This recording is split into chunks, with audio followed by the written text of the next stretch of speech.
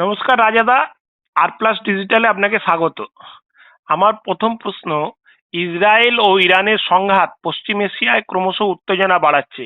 উত্তেজনা কমানোর পরিবর্তে আমেরিকার হস্তক্ষেপ জটিল করছে যুদ্ধ পরিস্থিতিকে। কিভাবে দেখছেন আপনি বিষয়টি?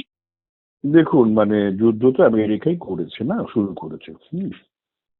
তো কেউ বলতে পারে যে হ্যাঁ, আমেরিকাকে যথেষ্ট চিন্তা ভাবনার মধ্যে রেখেছে ইরান।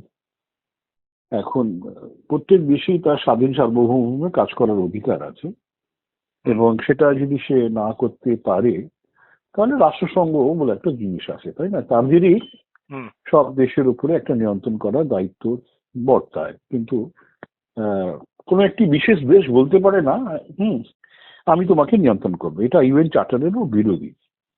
কিন্তু একদম। যাই হোক, যখন দেখা যায় যে কোনো দেশ অন্য অনেক দেশের তুলনায় অনেক বেশি শক্তিশালী, তখন তো দাদাগিরি, যাকে আমরা বাংলায় বলি হেজিমনি বা দাদাগিরি, এগুলো চলতে থাকে।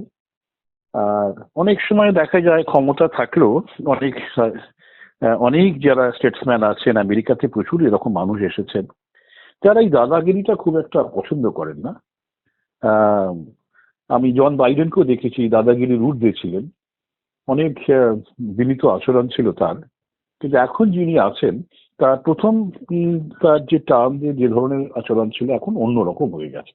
এখন বিধ্বংসী হ্যাঁ, সবকিছুর উপরেই তিনি সর্বশ্রেষ্ঠ হ্যাঁ, হুম। এটা উনি প্রমাণ করতে চাইছেন। এখন যাই হোক না কেন, যে মধ্যপ্রাচ্যে তো ইসরায়েলের উপরে আক্রমণ শুরু হয়েছে কেন?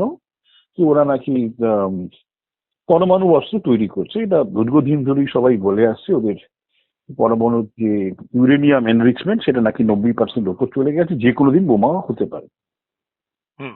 বোমা তো অনেক বেশি করেছে, তাই না? ইসরায়েলেরও তো বোমা করেছে, তখন তাকে তোমরা ছেড়ে দিলে। ভারত আছে, পাকিস্তানকে তোমরা ছেড়ে দিলে, হ্যাঁ। হুম। তো অর্থাৎ ইরানকে নিয়ে পড়েছে কেন? ইরান যদি তার পারমাণবিক অস্ত্র থাকে, তাহলে হয়তো যে ইরান তার সুরক্ষা পাবে। এটা তো সবাই তাই করেছে, না? ভারতও তাই করেছে, পাকিস্তান তাই করছে, বলে আমরা যে অস্ত্র থাকলে, পারমাণবিক অস্ত্র থাকলে আমাদেরকে কেউ ছুঁবে না, তাই না? হুম। এই একটা ধারণা রয়েছে। সেটা যদি ইরান যদি মনে করে, তা সেই ধারণাটাকে আহ রাষ্ট্রসংঘের মধ্য দিয়ে যদি আটকানো যায়, বা আমরা সবাই হয়ে গেছি আর কাউকে করতে দেবো না, এই যে দাদাগিরি, এটাও তো গ্রহণযোগ্য নয়, না? বিশ- বিশ- আমরা যদি দেখাতে পারি 4-5টা দেশের কাছে থাকলে পৃথিবীতে কোনো পারমাণবিক যুদ্ধ হবে না, বা আমি তো বলবো যে সবার কাছেই থাকুক না, তাহলে তো আরো যুদ্ধ হবে না, তাই না? একদম। সুতরাং এই এই ধ্যান ধারণাটা যদি ছড়িয়ে যায়, কেউ কারোকে আক্রমণ করবে না, এটা হতে পারে। তো যাই হোক, তো আমেরিকা যখন আক্রমণটা করেছে, এখন খেয়াল রাখতে হবে যে ইরান যে খুব আহ, শিয়াদের দেশ, হুম। মুসলমান ধর্মের যারা শিয়া মতে বিশ্বাস করে, তাদের পীঠস্থান এটা। আর যিনি আয়াতুল্লাহ খামেইনি, তিনি হচ্ছেন যে শিয়া সম্প্রদায়ের মানুষের অত্যন্ত শ্রদ্ধার মানুষ। তিনি সে দেশের রাষ্ট্রনায়কও বটে, কিন্তু শিয়া সম্প্রদায়ের সারা বিশ্বের মানুষ তাকে শ্রদ্ধা করে, তা এটা মানতে হবে। একদম। এখন সুন্নিরা হয়তো আরবের এখন অনেকটা জায়গাতেই রয়েছে, এবং পাকিস্তানেও বড় সংখ্যক সুন্নি আছে, শিয়াও আছে। যাই হোক, এখন যারা মুসলমানদেরকে একভাবে দেখেন, তাদের কাছে তো এটা অসম্মানের ব্যাপার, না? একজন আমাদের ধর্মগুরুকে মেরে ফেলা হলো এইভাবে নৃশংস ভাবে, তারাও তো সে ভালো চোখে দেখতে পারছে না, না? যার ফলে আপনি দেখবেন যে ইরান আমেরিকার যে সমস্ত ঘাঁটি আরবের আছে, সেগুলোকে একের পর এক আক্রমণ করছে, কিন্তু জবাব দিচ্ছে না তারা। তারা জবাব দিতে পারে, সৌদি আরব জবাব দিতে পারে, ইউএই জবাব দিতে পারে, কিন্তু কেউই জবাব দিচ্ছে না। তার বড় কারণ হচ্ছে যে তারা মনে করছে যে এটা হয়তো সাধারণ মানুষ ভালো চোখে নাও নিতে পারে। ধর্মগুরুকে ওইভাবে মেরে ফেলাটা কোনো মতেই কাম্য নয়। এটা হয়তো এইসব দেশের মনে হতে পারে।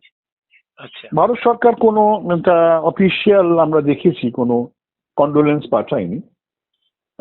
কারণ আমাদের প্রধানমন্ত্রী নাকি মিট করেছিলেন, কিন্তু আমেরিকার হয়তো মনে হচ্ছে যে এটা করলে আমেরিকার সঙ্গে সম্পর্ক খারাপ হবে। পররাষ্ট্র নীতিতে না সবসময় যে আমার যে ভাবনাটা প্রকাশ করা যাবে, তা হয়তো ঘটে ওঠে না। একদম। কেন, এখন আমেরিকার যেভাবে দাদাগিরি, সব দেশই কিছুটা ভীত সন্ত্রস্ত হয়ে আছে। অনেকেই ভাবছে এই সময় যদি আমি নিজের কথা যদি বলতে চাই, তাহলে হয়তো আমি বিপদে পড়বো, বুঝছেন? এই জায়গায় দাঁড়িয়ে, যেহেতু যখন একটা মানে যুক্তি তর্ক সঠিকভাবে চলছে না, তখন সব অনেক বেশি এ ধরনের আচরণ করে থাকে। এর মধ্যে আবার স্পেন দেখলাম, সে বলছে যে আমরা আমেরিকার কোনো যুদ্ধজাহাজকে ব্যবহার করতে দেবো না স্পেনের মাটি, বুঝেছেন? এটা তো সাহস দেখিয়েছে। এখন আবার জবাবটাও পেয়ে গেছে, মানে আমেরিকান প্রেসিডেন্ট বলছে যে তোমাদের উপর বসাচ্ছি না, মানে কি ধরনের ট্যারিফ বসাতে আমরা দেখাচ্ছি। বুঝেছেন? স্পেন যদিও ন্যাটোর মেম্বার, এটা এটা এই কথা বলছে যে, কিন্তু আবার অন্যদিকে ইউরোপিয়ান ইউনিয়নেরও সে সদস্য। ইউরোপিয়ান ইউনিয়ন বলছে ওই রকমে আমাদের দেশের একটা কান্ট্রির বিরুদ্ধে আলাদা করে ব্যবসা বাণিজ্য সংক্রান্ত নীতি নেওয়া যায় না, সবাই একসঙ্গে নিতে হবে। যাই হোক, তো নানান ধরনের কিন্তু এমন একটা সময় চলছে, নানান ধরনের কিন্তু চিন্তা ভাবনা উঠে আসছে। সবাই যেটা মেনে নিচ্ছে তা কিন্তু নয়। উপায় নেই, অনেক বেশি উপায় নেই। ভারতবর্ষের মতন দেশ, আমি যদি বলি আমেরিকাকে মানবো না, তাহলে আমাদের দেশে 140 কোটি মানুষ না খেয়ে মরবে, বুঝলেন? সেটা করা যায় না, আমাকে অনেক শান্তভাবে কাজ করতে হয়। আমার সে ক্ষমতা নেই আমি এক্ষুনি যে আমেরিকাকে বাদ দিয়ে অন্য দেশের সঙ্গে চলতে পারবো, সে ক্ষমতা আমার নেই। সুতরাং হট করে এই ধরনের কাজ ভারত পেরে উঠবে না। কিছুটা বাস্তববাদী মধ্যে দিয়ে তো চলতে হয়, সেই দেশ সব চলছে। কিন্তু যখন সময় আসে তখন কিন্তু সবাই কিন্তু ধাক্কাটা মারে। সেই সময় কবে আসবে আমরা জানি না। যাই হোক, এখন যে অবস্থায় আছে, যুদ্ধ তো শুরু হয়েছে, ইরানের উপরে ব্যাপক আঘাত এসেছে। দেখুন, এমনই গোয়েন্দা তথ্য তাদের কাছে আছে, বিশেষ করে ইসরায়েলের মোসাদ, তাদের গোয়েন্দা তথ্য তো সারা দুনিয়ায় বিখ্যাত। এই খামেইনি এরকম 10-12টা খামেইনিকে সাজিয়ে রাখা ছিল, বা আরো বেশি হয়তো সাজিয়ে রাখা ছিল, এবং উনি কোথায় থাকবেন কি করবেন কেউ তার নিজস্ব মানে প্রাইভেট যারা কর্মী তারাও জানতো না, বুঝেছেন? সেই খবরও কিন্তু চলে গেল এবং তাকে নির্দিষ্ট জায়গায় মেরেও ফেলা হলো, বুঝেছেন? এখন জানি না, তার ছেলে, আজকে এই শুনলাম যে তাকে এখন মানে করা হয়েছে, তার খামেইনির দায়িত্ব, মোস্তফা খামেনি যে তার ছেলে, তাকে দায়িত্বটা দিয়েছে। সেও নিরাপদে থাকবে কিনা আমরা জানি না। তো যাদের এই যে গোপন যে গোয়েন্দা সংস্থা এত এত পাওয়ারফুল, তারা তো জানে কোথায় কি কি তাদের অস্ত্র আছে, তারা জানে কোথায় কোথায় পারমাণবিক গবেষণাগার চলছে, কোথায় বোমা তৈরি হচ্ছে, সব খবর আছে, এবং অনেকটাই আঘাত করেছে। এখন একদম বলুন বলুন হ্যাঁ, এখন যেটা আমি একটা লাইন বলে দিয়ে আপনি প্রশ্ন করুন। যে লাইনটা বলতে চাইছি যে 28শে ফেব্রুয়ারি যখন যুদ্ধ শুরু হলো, তখন যা তথ্য ছিল, সেই তথ্যটা খুবই মারাত্মক। সে তথ্যটা বলছে যে প্রায় 3000 মতন রয়েছে, অ্যামুনিশনস, মিসাইলস রয়েছে, ঠিক আছে?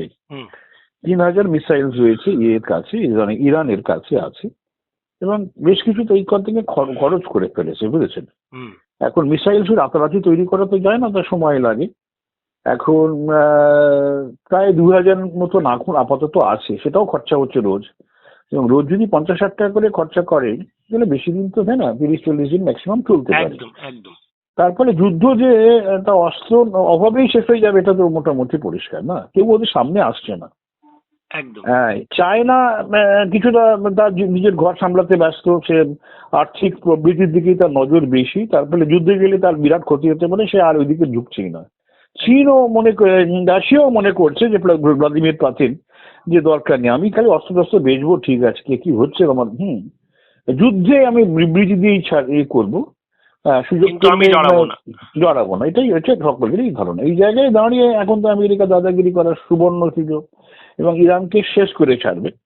কিন্তু আমার যেটা আশঙ্কা, ইরাকে একই জিনিস যখন দেখলাম আমরা, যে সাদ্দাম হোসেনের উপরে যে আক্রমণটা হলো, সাদ্দাম হোসেনকে বলা হলো ওয়েপন অফ মাস ডিস্ট্রাকশন তৈরি করছে, কেমিক্যাল ওয়েপন্স করছে, ঠিক আছে, তাকে তারা গ্রেপ্তার করলো, ধরে বললো, ফাঁসি দিল।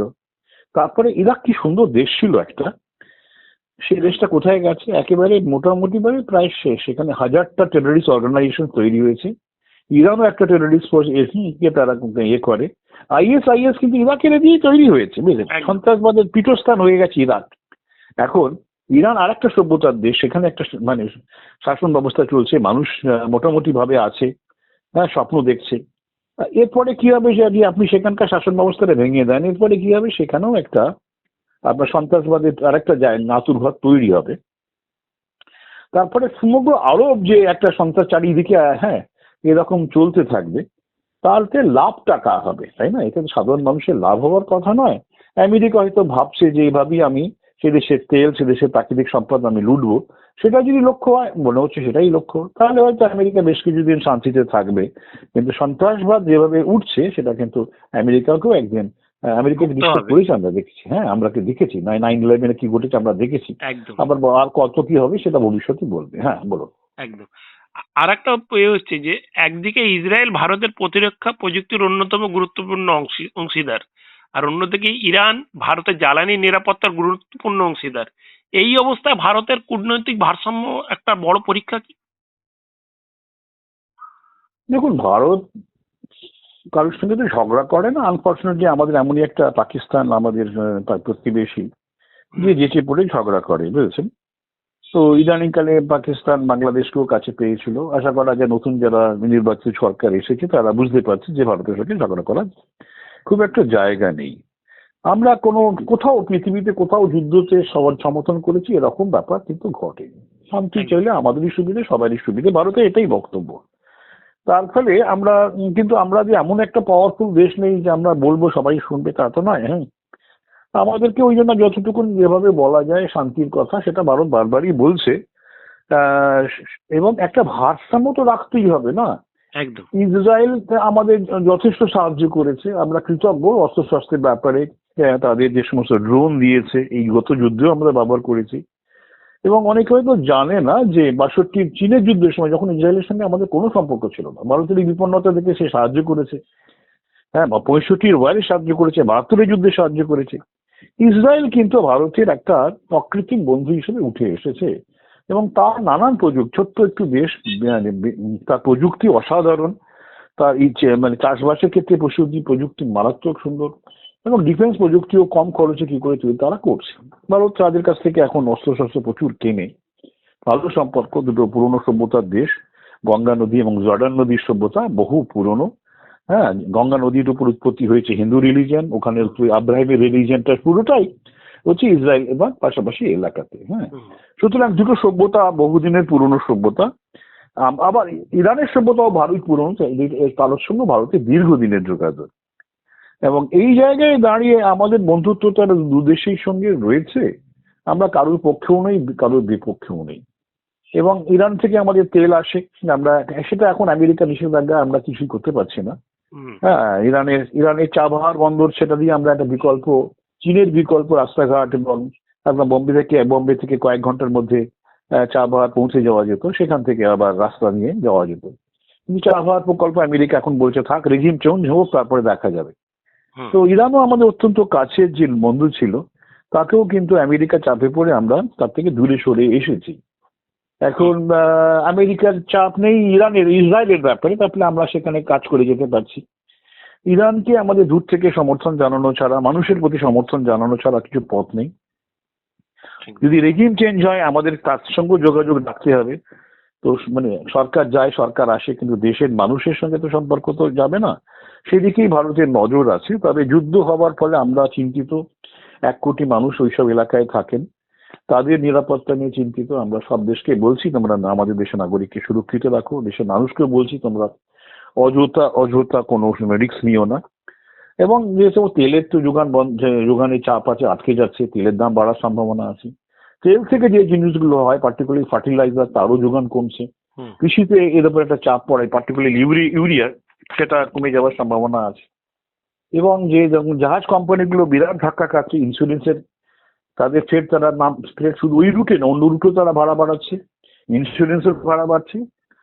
এবং ওই রুট দিয়ে অন্য যে সমস্ত জিনিসপত্র আসে, এমন ধরুন ডাল আমাদের বাইরে থেকে আনতে হয়, পেঁয়াজ বাইরে থেকে আনতে হয়, ভোজ্য তেল বাইরে থেকে আনতে হয়, এগুলো সবই কিন্তু মানে দাম বেড়ে যাওয়ার সম্ভাবনা রয়েছে।